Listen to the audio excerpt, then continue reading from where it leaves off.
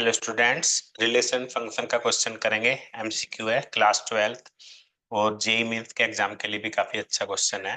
Question है part of graph of a non injective function. ये non injective function है, given है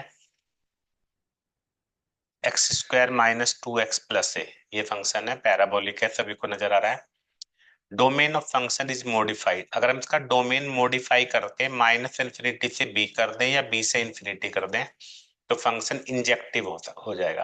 अब यहाँ पे आप देख सकते हो कि फंक्शन जो है इंजेक्टिव नहीं है, क्योंकि अगर हम x की वैल्यू यहाँ पे ये वाली लेते हैं तो भी y 0 आ रहा है और इससे भी y 0 आ रहा है। कोई भी हम पॉइंट लेंगे इधर या उधर से, दोनों पे सेम वैल्यू आ रही है। तो हमें पता लगाना है कि ये फंक्शन इंजेक्टिव कब होगा। एक बात यहाँ पे आपको बता दूं, जो भी पैराबोलिक फंक्शन होता है वो अपने वर्टेक्स के दोनों तरफ सिमेट्रिक होता है। मान लो ये वर्टेक्स है तो इधर उधर बराबर होगा। तो इस तरह की तरफ अगर हम एक्स की कोई भी वैल्यू लेते हैं तो वाई की वैल्यू सेम आती है और इधर से भी वही आती है। यानी इन दोनों पॉइंट पे अगर ऐसे एग्जांपल ले लें, वन और माइनस दोनों पे सेम वैल्यू आएगी, तो ये इंजेक्टिव नहीं होगा। तो इसको इंजेक्टिव बनाने के लिए हमें इसके डोमेन को कुछ छोटा करना पड़ेगा, और वो करना पड़ेगा वर्टेक्स। वर्टेक्स से इसको डिवाइड कर दो, इतना पार्ट होगा, इसमें एक एलिमेंट की एक इमेज होगी, या इतना होगा इसमें एक एलिमेंट की एक इमेज होगी। तो यानी हमें यहाँ पे इसका वर्टेक्स पता लगाना है। तो वैसे तो वर्टेक्स ग्राफ से भी पता चल जाएगा, लेकिन मैं आपको बता रहा हूं, अगर पैराबोला है हमारा तो इसका वर्टेक्स निकालने के लिए हमें x equal to minus B by A, 2a। तो वर्टेक्स पे x coordinate minus B by 2a होता है, ये आपको याद रखना चाहिए, क्वाड्रेटिक इक्वेशन में आप पढ़ोगे। तो यानी वर्टेक्स कितना हो गया, b बाई 2a। तो b की वैल्यू -2 है, 1।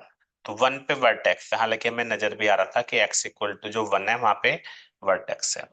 तो यानी 1 के इधर की तरफ ये पैराबोला हमारा इंजेक्टिव होगा इधर की तरफ, और 1 के इधर की तरफ भी इंजेक्टिव होगा।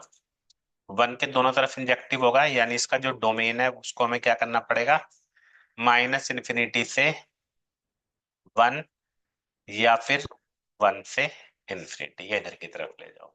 तो इसके हिसाब से हमारा जो b है वो कितना आ गया, 1 आ गया। b की वैल्यू 1 आ गई। अब हमें यहाँ पे a फाइंड करना है। तो a फाइंड करने के लिए आप ग्राफ पे भी देख सकते हो, यहाँ पे आप देखोगे कि y की वैल्यू 0 है। इसका मतलब जब x 0 है, सॉरी x, हाँ 0 है, तो y कितना है, fx कितना है, -5।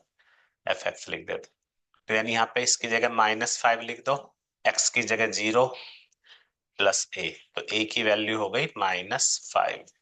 तो क्वेश्चन में पूछा था b माइनस ए, तो यानी 1 माइनस -5 यानी 6। तो ये आंसर हो गया हमारा ऑप्शन ए। तो उम्मीद है सभी को समझ में आ गया होगा। Thank you very much.